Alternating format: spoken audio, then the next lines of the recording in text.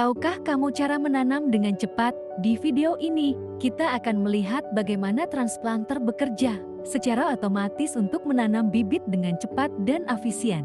Bibit akan diambil satu persatu oleh sistem pengumpan, kemudian langsung ditanam di tanah pada kedalaman dan jarak yang tepat. Beberapa transplanter bahkan bisa menggali lubang terlebih dahulu sebelum bibit dimasukkan, memastikan hasil yang presisi. Dengan tenaga mesin atau motor listrik, transplanter bergerak di sepanjang lahan, menggantikan tenaga kerja manual yang memakan waktu. Penanaman jadi lebih cepat, lebih efisien, dan konsisten.